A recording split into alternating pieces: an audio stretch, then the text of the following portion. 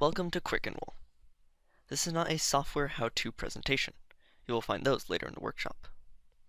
This presentation gives you important information about how Quick Enroll is used here at ASU. In this presentation, we will tackle these topics. What is Quick Enroll? What you can do in Quick Enroll? What you can't do in Quick Enroll? Information about the enrollment calendar, and how to request access when you're done with this workshop.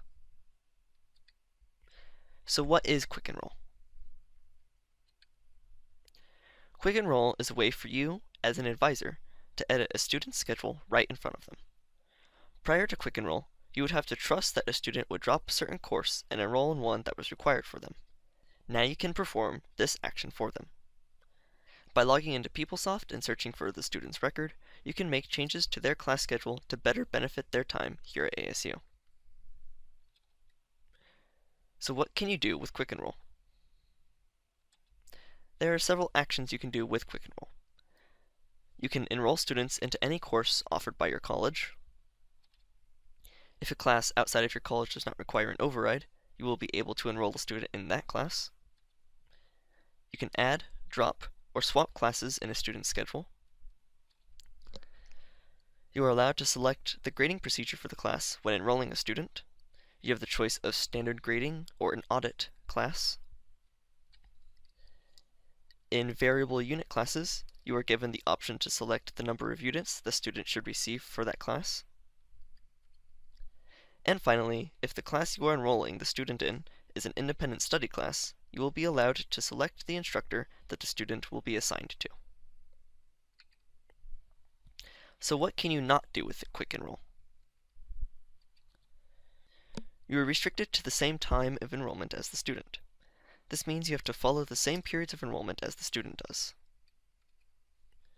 You will be unable to enroll the student if they have holds, lack prerequisites for the class is full, if there is a time conflict in their schedule, and so on.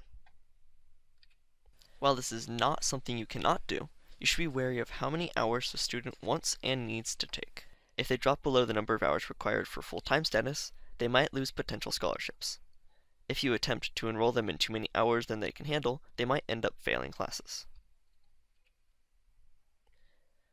Now we'll talk about the enrollment calendar.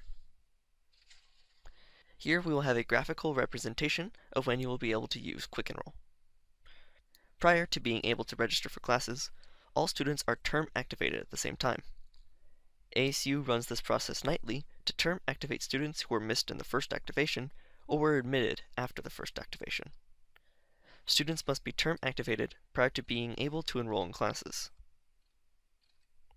Once enrollment appointments have been handed out to your students, you will then be able to use Quick Enroll. These appointments are generally given out months in advance and will run for several weeks prior to the first week of classes.